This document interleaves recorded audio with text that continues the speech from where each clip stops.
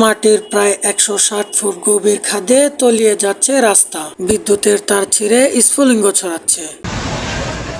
এই দৃশ্য ২৪ সেপ্টেম্বর ব্যাংকের এক হাসপাতাল ও পুলিশ স্টেশনের সামনে। বুসি জেলার শামছান রোডে তৈরি হওয়া প্রায় ৯০ ফুট চওড়া এই শৃঙ্খলটি দেখে আতঙ্কে পলাতে থাকেন সেখানকার রোগীরা। কর্তৃপক্ষ জানিয়েছেন ১০-এর সময় রাস্তা সংস্কারের কাজ চলছিল। একটি ক্ষতিগ্রস্ত পানির পাইপ মাটির ভেতরের অংশকে দুর্বল করে ফেলেছিল বলেও ধারণা করা হচ্ছে। প্রাথমিক তদন্তে দেখা গেছে নির্মাণ কাজের কারণে মাটির ভেতরে ফাঁপা জায়গা তৈরি হয়েছিল।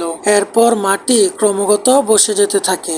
সেখানে অবস্থিত হাসপাতালের রোগী ও আশেপাশে বাসিন্দাদের সরে যাবার জন্য নির্দেশনা দেওয়া হয়েছে। এই ঘটনায় কেউ আহত না হলেও ২-৩টি পুলিশের গাড়ি তলিয়ে গিয়েছে বলে জানিয়েছেন কর্মকর্তারা।